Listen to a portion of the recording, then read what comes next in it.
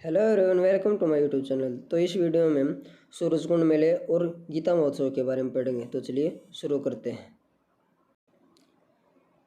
सूरजकुंड मेला, इसे अंतर्राष्ट्रीय क्राफ्ट मेला भी कहा जाता है और इसे शिल्पकारों का कुंभ भी कहा जाता है।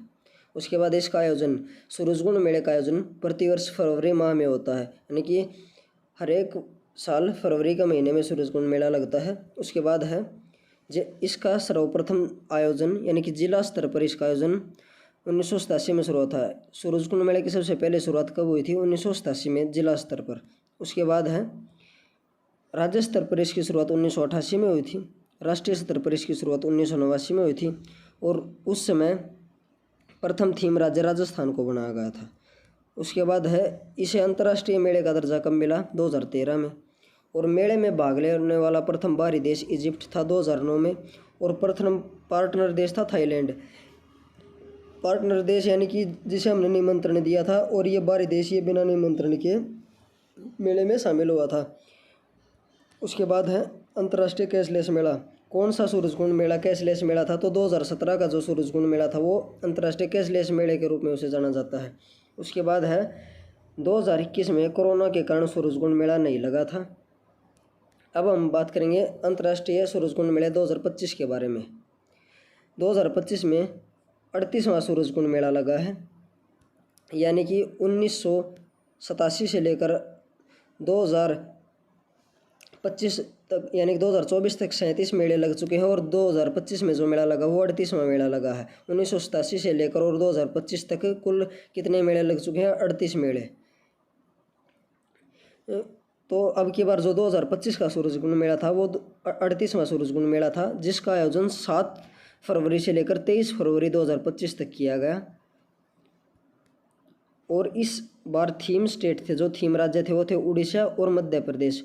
और मेले में पहली बार 2 राज्यों को एक साथ थीम स्टेट बनाया गया है। तो कौन से मेले में? तो जो 38वां सूरजकुंड मेला है 2025 में जिसका आयोजन हुआ है, उसी मेले में पहली बार 2 राज्यों को थीम स्टेट बनाया गया है। उसके बाद पार्टनर कंट्री किन्हें बनाया गया? बीमस्टेक देशों को पार्टनर कंट्री बनाया गया। बीमस्टेक देशों में बांग्लादेश, भूटान, म्यांमार, नेपाल, श्रीलंका, थाईलैंड और खुद भारत शामिल है, लेकिन भारत में तो इसका आयोजन ही हो रहा है, तो इसलिए हमने इस पॉइंट को इसमें मेंशन नहीं किया है। तो बांग्लादेश, भूटान, म्यांमार, नेपाल, श्रीलंका, थाईलैंड और भारत ये बीमस्टेक देशों में शामिल हैं। उसके बाद है पूर्वोत्तर राज्यों में शामिल 8 राज्य: असम, अरुणाचल प्रदेश, मणिपुर, मेघालय, मिजोरम, नागालैंड, त्रिपुरा और सिक्किम की इस मेले में सांस्कृतिक भागीदारी रही है। अब इसके बाद पढ़ेंगे हम अंतर्राष्ट्रीय गीता महोत्सव 2024। जो 2024 में गीता महोत्सव हुआ था उसके बारे में पढ़ेंगे। इसका आयोजन 28 नवंबर से लेकर 15 दिसंबर 2024 तक कुरुक्षेत्र में हुआ था।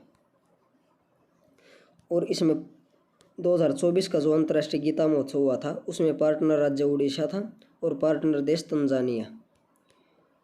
उसके बाद है इसमें भारत के 4 प्रमुख धार्मिक स्थलों पर राष्ट्रीय स्तर की प्रदर्शनी और लाइव प्रसार किया गया है, जिनमें है उत्तर प्रदेश का वृंदावन, गुजरात का द्वारका, कर्नाटक का उडुपी और उड़ीसा के धार्मिक स्थल इसमें शामिल थे।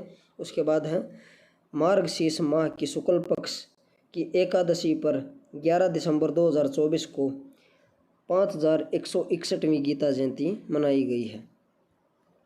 अगला पॉइंट है मुख्यमंत्री नायब सिंह सैनी ने ब्रज की 84 कोस यात्रा की तर्ज पर 48 कोस कुरुक्षेत्र भूमि स्थित तीर्थों की यात्रा शुरू करने की घोषणा की है।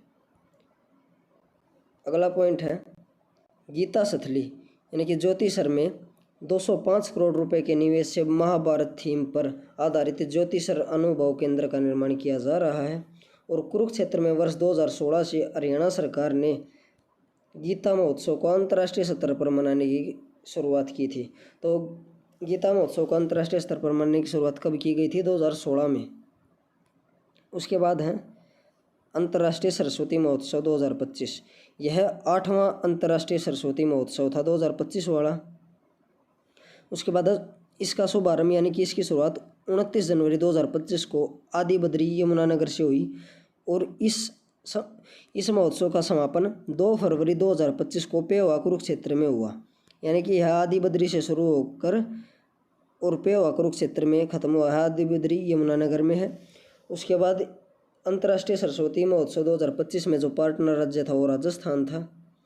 और अंतर्राष्ट्रीय स्तर पर इस उत्सव को मनाने की शुरुआत सबसे पहले 2018 में हुई थी और इसकी घोषणा 12 फरवरी 2016 को उस समय के तत्कालीन मुख्यमंत्री मनोहर लाल खट्टर के द्वारा की गई थी कि 2018 से सरस्वती महोत्सव को अंतर्राष्ट्रीय स्तर पर मनाया जाएगा।